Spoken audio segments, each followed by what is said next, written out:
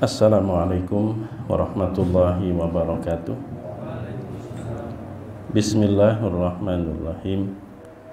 Alhamdulillah wa bihi nasta'in. Wassalatu wassalamu ala Rasulillah Sayyidil mursalin wa ala alihi wa ashabihi ajma'in, amma ba'd.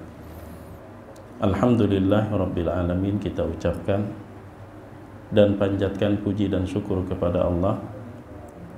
Salawat serta salam semoga selalu Allah curahkan kepada Nabi kita Sayyidina Muhammad sallallahu alaihi wasallam, juga kepada keluarga, sahabat dan pengikut beliau ila yaumil qiyamah. Usi nafsi wa iyyakum bitaqwallah. Jamaah rahimakumullah,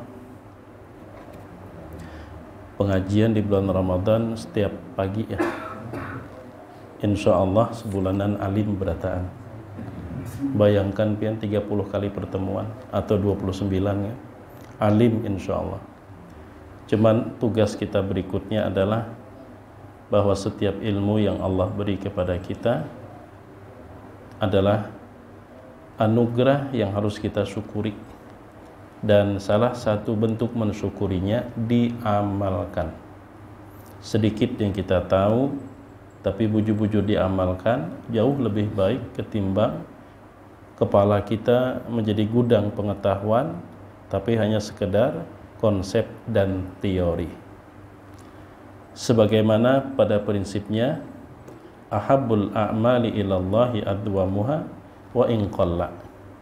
Ujar Nabi, riwayat dari Sayyidah Aisyah, yang paling Allah sukai dari amal perbuatan itu adalah yang bisa dilakukan berkelanjutan, terus menerus, sekalipun kada banyak tapi terus menerus. Dan Imam An-Nawawi rahimahullahu ta'ala di dalam Riyadhus Shalihin, beliau menyebutkan sebuah bab yang berbunyi al-muhafadhatu 'alal amal atau al-muhafadhatu 'alal a'mal, menjaga keberlangsungan, berusaha untuk tetap konsisten amal perbuatan yang sudah dimulai. Itu yang disebut dengan istilah istiqamah. Ulama mengatakan al-istiqamatu khairun min alfi karamah. Diberikan Allah kemampuan untuk mempertahankan keberlangsungan sebuah kebaikan walaupun tidak banyak. Yang disebut dengan istiqamah, jika dibandingkan dengan 1000 macam karamat, nah, kalau kita banyak berdengar, sering orang mengistilahkan dengan karamat wali. Wali itu bakaramat. Nah, 1000 karamah dibandingkan dengan kemudahan yang Allah berikan sehingga bisa mempertahankan keberlangsungan sebuah kebaikan, itu masih lebih jauh masih lebih baik istiqomah dibandingkan 1000 karamah. Nah, karena itu Imam An-Nawawi di dalam Riyadhus Shalihin itu mencantumkan sejumlah hadis cukup banyak, yang dari kesekian hadis tersebut bermuara kepada bahwa kita mesti harus berusaha untuk menjaga keberlangsungan kebaikan yang telah Allah mudahkan kepada kita. Karena itu salah satu bentuk syukur atas kebaikan yang Allah berikan, kita mempertahankannya untuk tetap terus dapat melakukannya. Di antara hadis yang dikutip oleh Imam An-Nawawi, Rasulullah berpesan kepada Sayyiduna Abdullah bin Amr bin As, seorang sahabat yang terkenal ahli tahajud, bahkan jago dalam berpuasa. Ditepuk oleh Nabi pundaknya, lalu Nabi berpesan, la takun mitla fulanin kana yaqumu minal lail fataraka qiyamal lail. Nyawa jangan nengkai si anu lah. Sengaja inisialnya dirahasiakan. Kenapa? Karena bukan itu tujuan Nabi berucap. Jangan nengkai si anu lah. Kana yaqumu minal lail, tadinya dahulunya rajin sholat malam, wah ini kada lagi. Wah ini kada lagi. Sayyiduna Abdullah bin Amr bin As ini saking rajinnya sholat tahajud,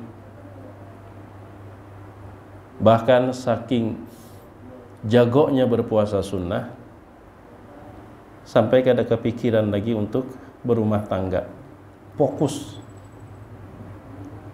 Orang tuanya khawatir. Sayyiduna Amr bin As khawatir. Ini putus nanti keturunan mun kada dibiniakan.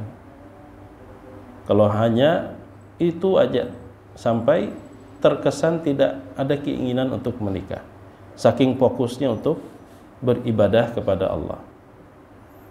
Cuman orang tua, itulah orang tua. Selalu menjadi pikiran apa yang terjadi pada anak-anaknya. Nah, maka dari itu sebelum ulun melanjutkan, kalau kita masih punya orang tua, hal-hal yang kita alami sejatinya tidak harus semua kita sampaikan kepada orang tua. Nang mana nang pahit-pahit disandam seorang aja. Nang pana pina kada nyaman, jangan dikisahkan dengan orang tua kita. Tapi kalau nang menyenangkan hati, berhimmat kisahkan. Orang tua itu melihat anak-anaknya di rumah, walaupun sudah berkeluarga, bakalah hija. Nang jadi pikiran banar tuh kuitan. Nang jadi pikiran banar. Atau melihat cucu kada sing ulanjaan. Nang sedih benar tuh nang pakaian peninian. Abah mamanya tidak sesedih itu. Tapi nekai nang nini ini nang luar biasa. Nah itulah Sayyiduna Amr bin As melihat anaknya sudah berumur, sudah saatnya melanjutkan keturunan nasab, ternyata asik beribadah. Akhirnya dinikahkanlah, dicarikan jodoh. Yang bercerita adalah Sayyiduna Abdullah bin Amr bin As sendiri. Dan setelah berumah tangga, tidak ada perubahan. Bebini kada bebini, sama nang kaya kada bebini. Bini dihigia kada daherani juga. Sampai pada akhirnya nang istri ini pun mengeluh. Bekesah itu kepada mertua. Tapi adabnya luar biasa. Mengeluhnya itu bukan inisiatif yang disampaikan, tapi mahadang mintuhan nang betakun. Nang kaya panak laki nyawa. Nah, ini pas benar nih. Makanya itu yang kadang ulun terapkan dalam hal menjalankan program sosial kayak madrasah, pesantren, panti asuhan. Sering ketemu dengan kawan-kawan yang memang secara zahir termasuk berada. Kadang-kadang berpikir dalam hati, mahadangi sidin aja. Dan Allah bukakan rajin hatinya. Bilanya tetamu, nang kaya Pak Ustadz pesantren, nah kena julun. Pesantren kita nang kaya Pak Ustadz, nah kena julun nih, tiwas betakun. Mahadang pianpang jurang nah kami lagi anu. Bila sudah berdahulu nang kaya itu, insya Allah itu sudah tanda Allah buka hatinya. Tapi bila dari awal sudah menghindar-hindar, berhimat bian, kita bawai, alasannya macam-macam. Kalau kita tidak mampu untuk menata hati, malah kita akan terjebak dalam dosa pikiran, dosa hati. Mau orang ini sugih, kenapa melak? Kita udah buruk sangka lawan orang. Makanya untuk menjaga hal seperti itu, sering ulun biarlah orang yang berdahulu menakuni. Kenapa? Karena yang menggerakkan hatinya adalah Allah. Bila inya menakuni berdahulu, nah berarti Allah sudah bukakan hatinya untuk kemudian apa yang sejatinya kita sampaikan itu bersambut gayung. Namun sudah dari awal pian pina menghindar-hindar di peparaki. Pina menghindar-hindar, apa kelihatan banget aja muha ustadz nih kayak muha proposal gitu nah. Nah kayak muha proposal kelihatan mana, pina menghindar-hindar. Nah itu kalau kita tidak mampu menata hati pian. Anu gen inilah, itulah, inilah. Hati kita bisa jadi rusak. Kenapa? Karena kemampuan kita pada umumnya hanya memandang apa nang kasat mata. Melihat kita berduit, orang tuh padahal kusutnya luar biasa kepalanya. Kusut pada kita nang kada berduit nih gini. Cuman pelihat kita kan seperti itu. Lalu kita utarakan, ternyata tidak seperti yang kita harapkan. Nah di situ ujian buat kita. Timbul kita buruk sangka lawan orang. Timbul kita jahat perhatian dengan orang. Makanya Imam Al-Ghazali beliau di dalam bukunya Bidayatul Hidayah juga membicarakan secara sederhana al-qaulu fi ma'asil qalbi. Ini bahasan tentang maksiat-maksiat hati. Namun ingin ulun selesaikan dulu yang tadi ya. Jadi mengeluh ujar mintuha, sabar dulu nakai. Kalau pina dengan berjalannya waktu ada perubahan. Ada perubahan. Jakanya perajuan tuh umpama mun nakai dia kisahnya abahnya bulikakan di ulun sudah. Kada ada juga peran fungsinya di rumah. Jadi nakai koleksian nakai itu aja bulikakan di ulun sudah. Nah, ternyata tidak ada perubahan. Sampai Sayyiduna Amr bin As pun kebingungan. Ini orang tua sampai kebingungan, padahal pengalamannya luar biasa dalam hal berumah tangga. Nah, untungnya pada saat itu mereka punya referensi yang luar biasa. Itulah Rasulullah. Maka datanglah kepada Rasul sallallahu alaihi wasallam. Minta pendapat nang apa ya Rasulullah. Nah, kalau sudah sampai kepada Nabi, maka tidak ada masalah yang tidak selesai. Karena wa may yantiqu 'anil hawa in huwa illa wahyu yuha. Tidaklah bertutur kata berdasarkan nafsu, tapi apa yang diucapkan oleh Nabi merupakan wahyu yang Allah ilhamkan. Nah, di situ juga pelajaran buat kita. Hidup ini penuh dengan persoalan dan masalah. Siapapun yang datang ke kita membawa masalah, maka berusahalah untuk menghadiahkan solusi, bukan malah menambah masalah orang. Terlebih para ustadz, para pendai ya. Orang punya masalah, konsultasi, ternyata asal-asalan memberikan sebuah jawaban. Jika peribahasa kita langsung diberi resep. Padahal belum tentu sesuai dengan masalah yang dihadapi. Guru ya, anak ulun ini nah bebinian usianya sudah parak 20 tahun. Menurut pian sesuai dengan syar'i, sesuai dengan syariat atau sesuai dengan sunnah. Ini nah kayak apa anak ulun? Kawinakan sudah. Itu simple banget. Padahal kan sebenarnya yang paling tahu dengan anak itu kan orang tuanya. Mentalnya, kesiapannya, apakah sudah bujur-bujur matang, pendidikannya. Karena itu menikah di dalam Islamnya tidak hanya sekedar satu hukum. Di dalam Islam itu menikah bisa menjadi wajib, bisa menjadi sunnah, bisa menjadi haram. Itu menikah. Tergantung, ya istilah dokter itu kan pasien. Diberikan obat neng ini ketinggian dosisnya malah membahayakan. Bahkan ulama, pakar hukum, mereka menjelaskan menikah itu ta'tarihi ahkamul khamsah. Hukumnya aja bisa 5 macam. Jadi tidak mutlak sunnah, tidak mutlak wajib, bisa jadi haram. Mencagar umpama dinikahkan cagar timbul mudarat, maka jadi haram. Tapi sebaliknya kalau kada menikah timbul berzina, maka wajib pulang menikah. Itulah yang dalam konsep hukum al-hukmu yaduru ma'al illati wujudan wa adama. Illat hukum itu yang sangat menentukan. Nah, untuk memahami ilat hukum itu tidak bisa kita langsung menjawab serta-merta, dipahami dulu masalahnya yang kayak apa. Sehingga apa yang kita sampaikan itu bujur-bujur solusi, bukan nambah masalah. Laki bini bakalahi, padahal hanya kawin. Bulik ke rumah bekesah, ujar nang ding sanak penuhannya han apa tia. Timpulu nyawa masih anum, jangan menghadang Tuhannya, jangan menghadang anak banyak, timpulu anak masih sikung. Bukan untuk mendamaikan, malah menyuruh orang berpisahan. Kadang-kadang seperti itu. Nah, apa jarunda semalam? Jakanya umpama memberikan nasihat.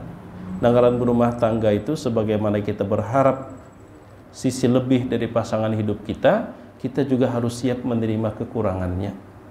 Jangan hanya berharap sisi lebihnya aja, kada mau menerima kekurangannya, itu kada adil ngarannya. Itu kada adil. Nah, jamaah yang dimuliakan Allah Subhanahu wa taala. Lalu Nabi sallallahu alaihi wasallam berkata kepada Sayyidina Amr bin As, atur jadwal pertemuanku dengan anakmu. Setelah diatur, lalu bertemulah Abdullah bin Amr dengan Rasulullah. Nabi tidak langsung menjurus kepada inti dari masalah, yaitu keluhan istri. Kenapa? Karena itu pasti akan membuat Abdullah bin Amr bin As merasa malu. Langsung ditembak, yuk, merasa malu. Langsung ditembak. Nabi tidak seperti itu. Tapi Nabi Shallallahu Alaihi Wasallam berusaha menghadirkan solusi melalui hal yang dibanggakan oleh Abdullah bin Amr bin As. Apa ujar Nabi? Unda dengar nyawa rajin sholat malam. Bahkan di dalam sholat itu engkau khatamkan Al-Quran. Unda dengar. Setiap berapa malam gerang dalam sholat nyawa ini menghatamkan Al-Quran Abdullah. Ditanya prestasi, bangga bekesah. Ya Rasulullah, ulun khatamkan setiap malam ya Rasulullah. Berarti 30 juz semalaman. Bayangkan kalau membaca Al-Quran 30 juz semalaman, kira-kira berapa jam? Sehingga dari situ Nabi menarik kesimpulan, oh pantas malam hari bini kada teherani. Orang baca Al-Quran mengkhatam di dalam sholat pula. Baik, tapi kan masih ada waktu di siang hari. Mun malam kada kawa. Jadi ujar Nabi pulang, unda dengar juga nyawa rajin puasa. Itu pasti ya Rasulullah. Bangga kan ditanya prestasi. Kayak apa gerang nyawa puasa nyawa? Ulun puasa tiap hari ya Rasulullah. Puasa tiap hari. Berarti ini yang menjadi sebab ini kurang perhatian. Nah, kalau begitu, ya Nabi Shallallahu Alaihi Wasallam, kalau boleh aku saran, ya Nabi, ini sedikit terjemahnya penyesuaian ya, supaya bahasa pendekatan. Kalau aku sarankan, ya khatamkan Al-Quran itu dalam sebulan lah. Artinya kan satu malam cukup 1 juz. Cuman karena Nabi menyampaikannya dengan upaya tidak mengarah kepada inti masalah, Abdullah bin Amr bin As tetap kada paham maksud Nabi. Ya Rasulullah, kelawasan sebulan, ulun sanggup lebih cepat dari itu. Baik ya Nabi, kayak apa kalau 20 malam? Kelawasan 10 malam masih kelawasan. 1 pekan, seminggu kelawasan. Dah gini aja ya Nabi. Menyohakun masih tadi. Khatamkan dalam 3 malam. Jangan kurang dari itu. Nah, kalau kita hanya memotong hadis, khatamkan dalam 3 malam, jangan kurang. Lain jadi pemahamannya kalau kita potong di situ aja. Lalu sunnahnya, lalu menyerempet ke sana kemari tak. Berarti Imam Syafi'i tidak melaksanakan sunnah. Kenapa? Imam Syafi'i malam sekali khatam, siang sekali khatam. sangat tidak sunnah sekali berarti kalau kita potong di situ. Tapi kalau kita pelajari secara keseluruhan kan ini ada masalah lain. Jangan kurang pada 3 malam. Cukup 3 malam. Lalu masalah puasa ya Nabiullah Daud alaihissalam itu punya amalan yang luar biasa di sisi Allah. Beliau berpuasa halat hari. Nah, bagus benar mun dituruti amalannya. Maka setelah Sayyiduna Abdullah bin Amr bin As melaksanakan apa yang disarankan oleh Rasul, ditakuni oleh Amr bin As, menantu perempuannya, ranai sudah, kayak apa lakinya wah? Ranai, alhamdulillah udah ada waktu. Sementara Sayyiduna Abdullah bin Amr bin As tidak menyadari sedikit pun nang di ujar bahasa kita, nang diunting Nabi itu bukan masalah ibadahnya itu. Tapi ada hak istri yang juga perlu diperhatikan. Maka dari itu juga pada kitab Hadis Riyadhus Shalihin ada bab al-iqtisadu fit ta'at. Di dalam bab itulah cerita yang ulun sampaikan tadi, cerita Abdullah bin Amr bin As yang kada teherani bini itu dicantumkan oleh Imam An-Nawawi. Nah, jamaah yang dimuliakan Allah Subhanahu wa taala. Jadi oleh karena itulah selain kita mesti beribadah, beramal soleh, kita juga dituntut mesti cerdas. Ada keseimbangan yang harus kita selalu jaga dan perhatikan. Jangan over dalam satu sisi sehingga mengorbankan kewajiban yang ada di bagian lain. Ibarat makanan dengan segala asupan. Kadada gula di awak kita, kadada juga tenaga. Kebanyakan gula di awak kita, diabetes pula. Kolesterol yang kayak itu juga. Keseimbangan itu yang sangat penting sekali. Nah, agar itu seimbang, Allah Subhanahu wa taala tegaskan la yukallifullahu nafsan illa wus'aha. Bahwa kita mesti harus selalu ukur batas kemampuan. Allah saja tidak membebani di luar batas kemampuan. Kenapa kadang-kadang kita memaksakan yang di luar kemampuan kita? Dan karena itu pula tidak ada satupun aturan-aturan Allah itu yang bentuknya sampai membuat seseorang itu hidup dalam keadaan kesulitan. Sampai ketika menghadapi kesulitan pun karena kondisi-kondisi tertentu, maka hukum itu hadir memberikan dispensasi. Karena itu dalam Islam hukum itu terbagi kepada dua, kaitannya dengan kemampuan. Ada yang namanya azimah, ada yang namanya rukhsah. Perempuan yang haid ketika tidak berpuasa di bulan Ramadan itu tidak melanggar aturan atau tidak, bukan berarti tidak menjalankan aturan. Dia sedang menjalankan aturan. Perempuan yang tidak berpuasa karena haid, beda laki-laki yang ada puasa. Bepada haid, dustainya banara itu bepada haid. Haid jar, soalnya bini unda di rumah nah haid. Nah, jamaah yang dimuliakan Allah Subhanahu wa taala. Bahkan kadang-kadang persepsi itu membuat kita terpleset dalam bersikap, memahami. Salah satunya kemarin ulun ngisi acara menjelang Ramadan di Aula Serbaguna Kota Waringin Timur, sampai dihadiri oleh Bupati, Wakil, kemudian Sekretaris Daerah ya, termasuk PLT menjelang Ramadan ya, sekitar 4 hari sebelum Ramadan kemarin. Jadi ada yang bertakun, nah kayak Pak Ustadz ya, ada sebuah wacana bukan orang yang berpuasa aja yang harus dihormati, orang kada berpuasa kan harus dihormati juga kan, kayak itu konon katanya itu dari liberal ya, Islam liberal. Karena menyangkut peraturan daerah. Rumah-rumah makan itu dibatasi. Kalaupun buka ya menjelang.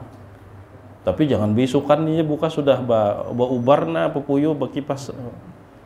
Dilarang tempat-tempat hiburan. Kan alasannya gini.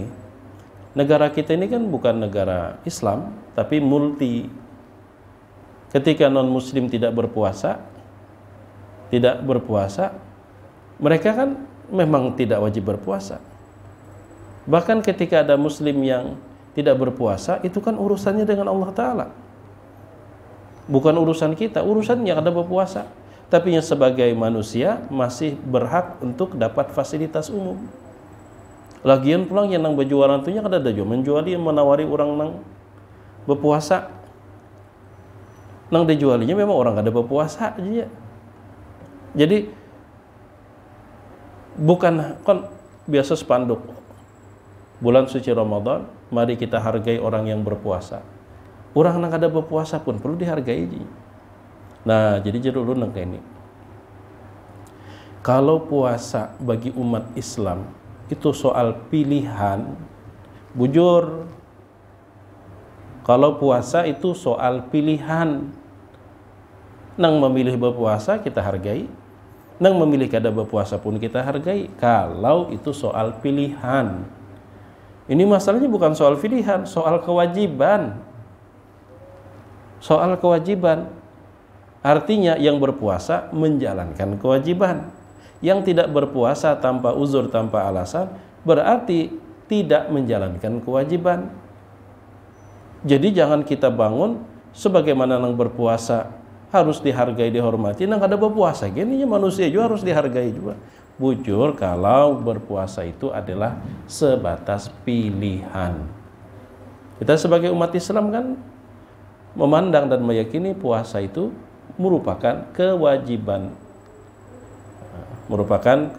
Nah, jamaah yang dimuliakan Allah Subhanahu wa ta'ala.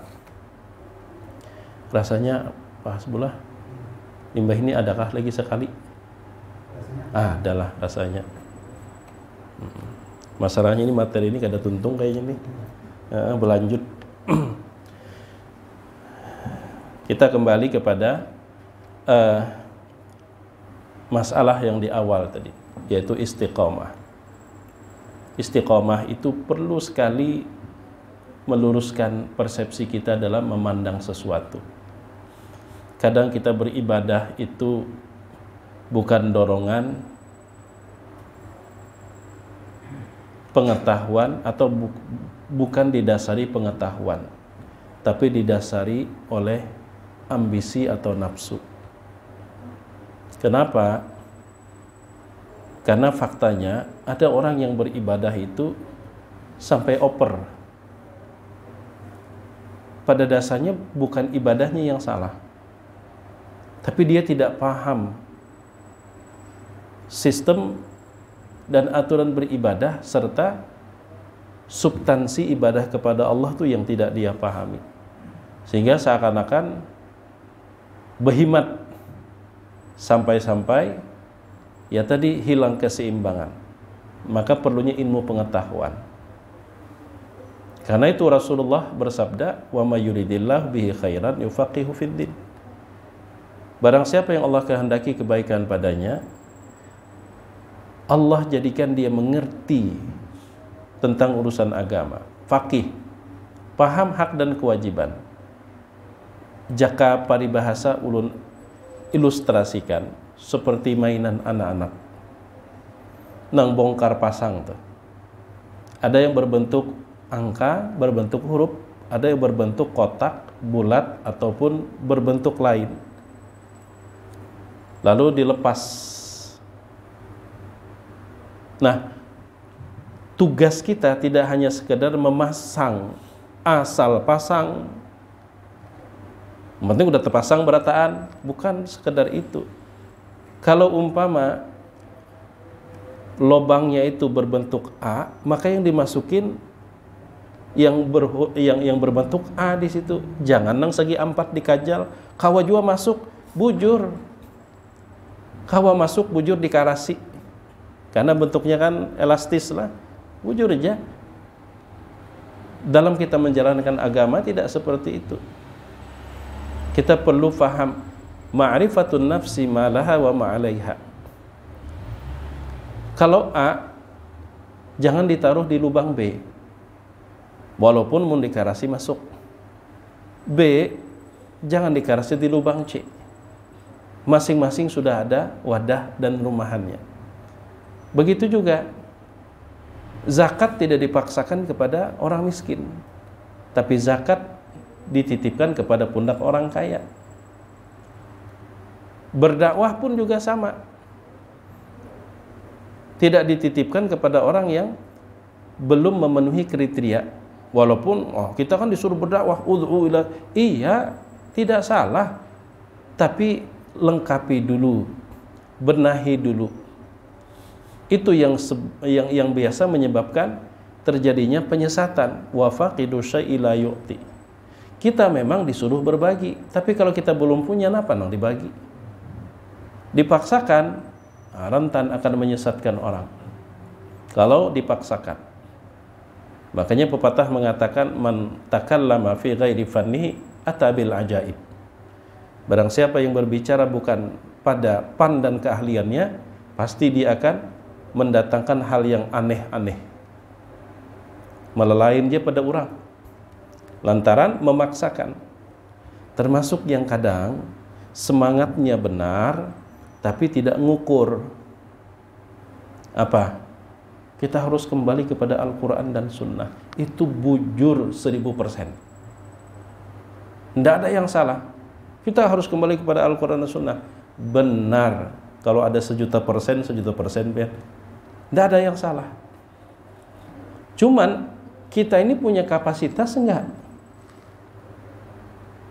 untuk merujuk, sehingga kadang-kadang terkesan Imam Syafi'i itu selevel kita, Imam Abu Hanifah itu sama aja juga dengan kita. Sering ulun umpamakan begini. Sekelompok tikus rapat memanderakan nangkapa mengatasi supaya tidak ada lagi korban berjatuhan dari tikus karena dimakan kucing. Rapat, masing-masing memberikan pendapat dan pandangan, yang pada akhirnya salah satu sebab kenapa selalu ada korban, kita, ujar si kucing, ujar tikus nih, kita tidak punya waktu untuk lari menyelamatkan diri saat kucing datang.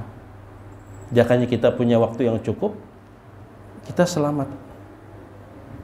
Lalu mbah nah kayak apa solusinya? Supaya kita punya waktu bila kucing itu datang, kita harus membuat sebuah tanda. Apa tandanya? Kucing dikekalungi lonceng.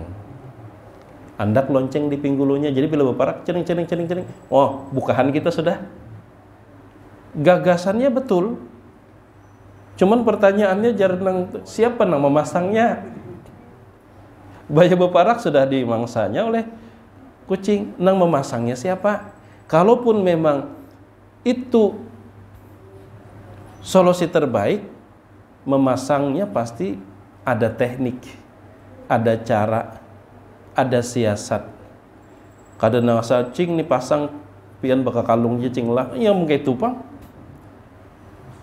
Jadi kadang-kadang betul kita kembali kepada Al-Quran dan Sunnah, tidak salah. Cuman siapa kita? Apalagi sampai kemudian kita menghujat sosok yang ilmunya lebih mumpuni dari kita. Itu yang kita gugat. Seakan mereka tidak faham, seakan kita lebih paham dari mereka. Padahal jika ditanding, ya Allah, kada apa-apanya pengetahuan kita. Dan itu juga terjadi di zaman sahabat. ketika Sayyidina Umar, beliau digugat oleh sekelompok orang kaya korban pencurian. Para pencuri tertangkap. Akhirnya mereka pun menuntut potong tangan sesuai dengan perintah Allah. Wasariqu wasariqatu faqta'u aydiyahuma jazaa'an bima kasaba nakala minallah. Potong tangannya. Tapi ternyata Sayyidina Umar tidak melaksanakan hukuman potong tangan. Geram mereka. Akhirnya menggugat. Bahkan ada yang menuduh Umar tidak taat dengan hukum Allah.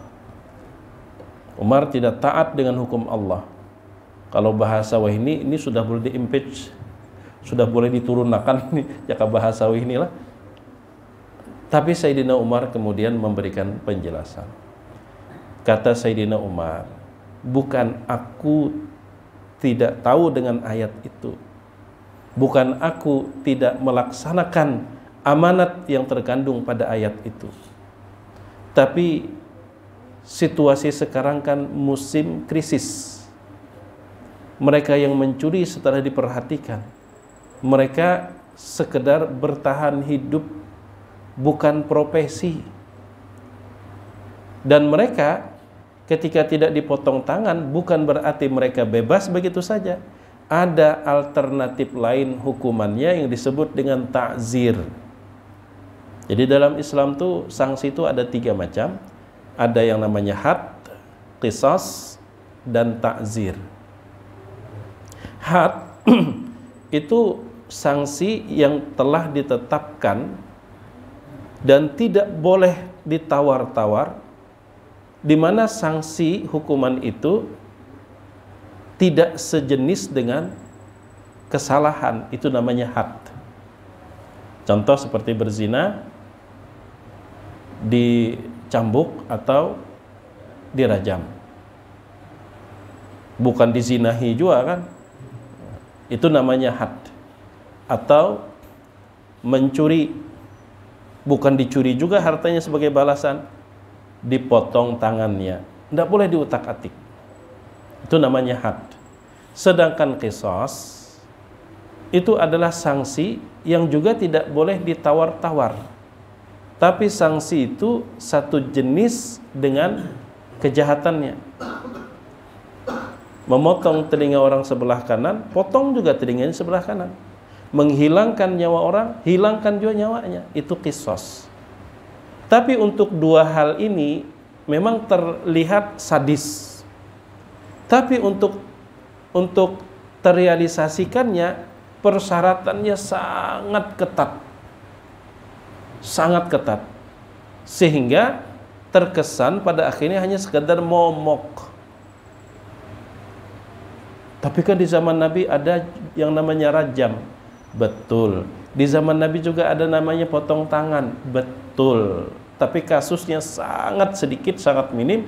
Itu pun yang dirajam itu bukan karena tuduhan yang terbukti, tapi karena pelaku yang menuntut untuk dibersihkan. Padahal Nabi sudah berkali-kali untuk menyuruhnya menarik dari pengakuan.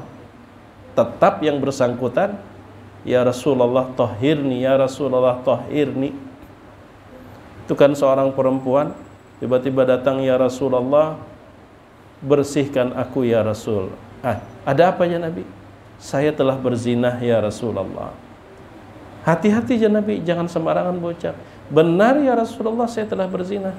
Nabi tidak langsung percaya, suruh sahabiah, sahabat perempuan, coba dicium bang muntungnya, kalau pina bau alkohol, bau minuman khamar, artinya dia meracau. Ternyata tidak ada tanda-tanda dia mabuk. Apa ujar Nabi? Ndak ada percaya kecuali nyawa bawa bukti. Pulang perempuan itu. Maksud Nabi itu udah kayak itu jangan dianu lah. Ternyata beberapa bulan kemudian datang, parut ganal sudah. Nah ini buktinya ya Rasulullah, bersihkan ulun ya Rasulullah, ulun pengen taubat. Bersihkan ya Rasulullah. Ini buktinya ulun tidak punya suami, ulun hamil. Apa aja Nabi?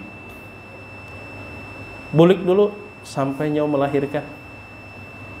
Nabi berharap dia dalam rentang waktu sampai melahirkan itu menarik pengakuannya, membatalkan pengakuannya. Ternyata setelah beberapa bulan datang lagi menggendong bayi merah, ya Rasulullah, saya sudah melahirkan. Bersihkan saya ya Rasulullah. Apa ujar Nabi? Pulang dulu sampai selesai menyusui. Sampai kekanakan tuh ganal berjalan kawa digandeng.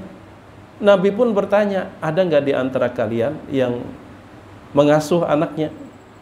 Jadi rajam itu karena pengakuan pelaku, bukan tuduhan yang terbukti. Tidak ada rajam yang dilaksanakan di zaman Nabi itu atas tuduhan yang dibuktikan, tidak. 1-2 kasus itu karena permintaan yang bersangkutan ingin dibersihkan. Jadi kata Sayyidina Umar, sekarang masa pancaklik, krisis, sehingga hukumannya tidak bisa diterapkan hukuman had, potong tangan tidak bisa, tapi berpindah kepada takzir. Takzir itu sanksi yang dinilai dapat memberikan efek jera, bisa dipenjarakan umpama, atau disuruh melakukan pekerjaan berat untuk waktu tertentu supaya memberikan efek jera, itu takzir. Dan takzir ini relatif, penilaian yang berwenang. Apa yang harus diberikan supaya memberikan efek jera? Itulah yang dipahami oleh Imam Asy-Syafi'i ketika ada yang datang, guru, ulun inah kebablasan puasa. Napa gerah? Ulun ya kebablasan tadilah hubungan suami istri di siang hari. Apa nang kira-kira tebusannya buat ulun? Puasa 2 bulan berturut-turut. Mun ulun kada mampu, Bang, ulangi. Mun kada mampu, paksa. Kadada kah pilihan lain? Kadada. Puasanya 2 bulan berturut-turut. Bulik. Tidak lama kemudian ada pulang yang datang dengan pertanyaan yang sama. Nyawa merdekakan seorang budak. Menurun kadada duitnya, Pak, nabung. Walaupun nyawa harus kerja keras. Kalau kada kawajo, Pak, tatap paksa harus bisa memerdekakan seorang budak. Beda jawabannya. Banyak yang melihat mendengar penasaran murid Imam Asy-Syafi'i. Kalau mun orang yang kayak tadi tidak punya kapasitas tapi mengusung semangat yang luar biasa. Wah, Imam Syafi'i menjawab tidak sesuai dengan sunnah. Padahal kan sunnahnya seseorang datang di zaman Nabi dengan keluhan yang sama, ujar Nabi, merdekakan budak. Ulun kada kawa puasa 2 bulan berturut-turut. Ulun kada kawa beri makan 60 orang miskin. Ulun kada kawa jua. Nabi pun akhirnya masuk ke dalam rumah, diberikan sekeranjang kurma. Nah, bagikan kepada orang miskin di Madinah. Nabi malah mengeluarkan duitnya, bahasa kitanya kayak itu. Ya Rasulullah, kalau ada yang miskin dan yang lebih miskin, siapa yang diutamakan? Ya jelas yang lebih miskin. Di Madinah ini kami sekeluarga ada pemiskinnya, ya Rasulullah. Mungkin itu bawa bulik beri makan anak bini nyawa. Alur hadisnya kan seperti itu. Tapi Imam Syafi'i menjawab. Lalu kata Imam Syafi'i, yang pertama yang datang itu orang sugih. Mun disuruh memerdekakan budak, 10 orang budak gennya kawa. Kalau disuruh memberi makan 60 orang miskin sekampungan, hari-hari membukakan orang puasa gawiannya aja, sehingga tidak memberikan efek jera. Tapi kalau disuruh puasa 2 bulan berturut-turut, jaranya tuh. Sedangkan yang kedua tuh orang miskin. Kalau disuruh puasa 2 bulan, jangankan 2 bulan, sepanjang tahun hari-hari lapar jaga wiannya, kan tidak memberikan efek jera. Nah, itu yang dipahami oleh para ulama salafus saleh kita. Mungkin kita hanya sekedar mau sebutin hadis, tidak sesuai dengan sunnah. Nyawa 4 sunnah, kau 4 ulama kah? Lalu nangka itu jalan lo tak. Itulah perlunya kita faham. Perlu kita faham. Jadi ketika kita menemukan ada seorang ulama kapasitas ilmunya luar biasa, lalu punya fatwa atau punya pendapat yang secara kasat mata semampu kita pengetahuan kita ada hadis yang berseberangan, silahkan mengamalkan hadis, tapi jangan kemudian menjatuhkan tidak sesuai dengan sunnah. Kita nang kada paham. Ya nang pernah ulun contohkan dulu dengan pian. Jadi Imam Malik tidak ada sunnahnya puasa 6 hari Syawal. Itu tidak sunnah. Tapi kalau berpuasa di bulan Syawal silahkan. Cuman bukan atas nama puasa 6 hari bulan Syawal. Sebagaimana puasa Senin, puasa Kamis. Tapi kalau ingin puasa, puasa aja di bulan Syawal. Cuman mengatasnamakan. Padahal hadisnya kan jelas.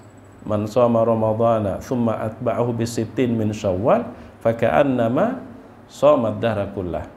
Barang siapa yang puasa Ramadan dilanjutkan 6 hari di bulan Syawal, Nabi dilanjutkan 6 hari di bulan Syawal, bisa aja puasa Senin Kamis. 6 hari di bulan Syawal tadi kan masih umum. Di samping itu hadisnya pun sekalipun sahih ahad. Tapi Imam Malik kok bisa mengatakan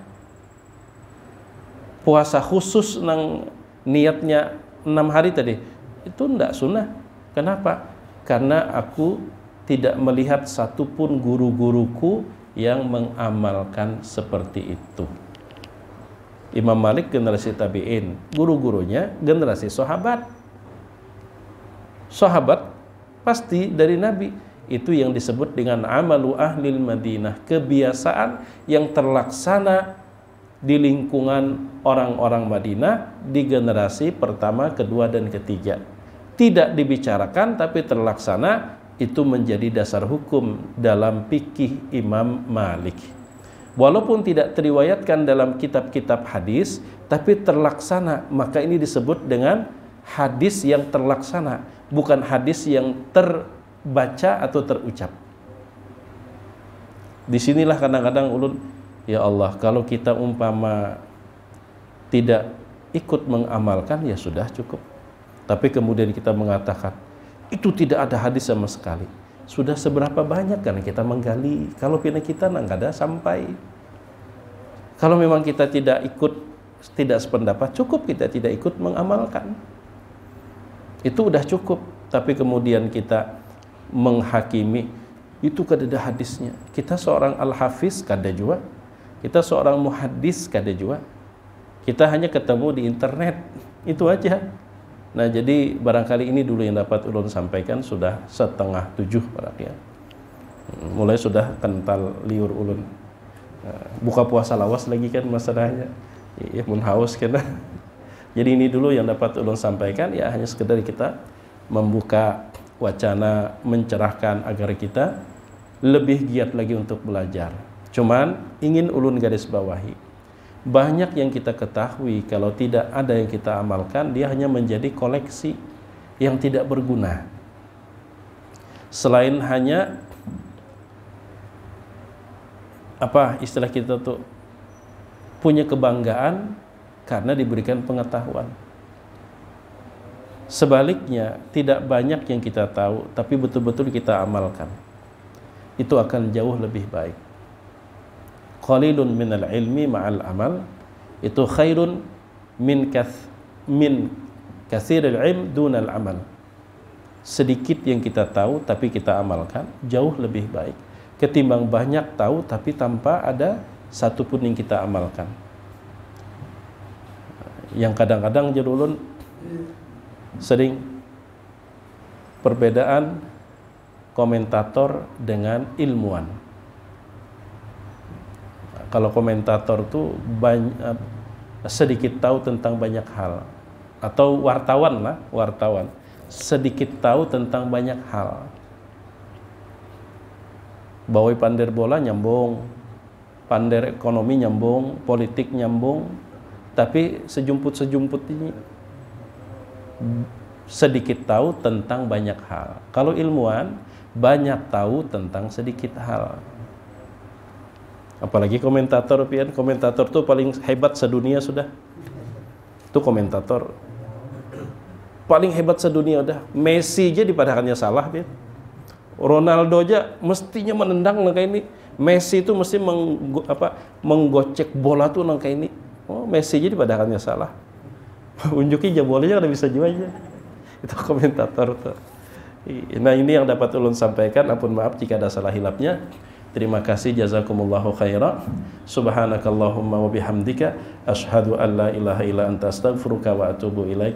Assalamualaikum warahmatullahi wabarakatuh.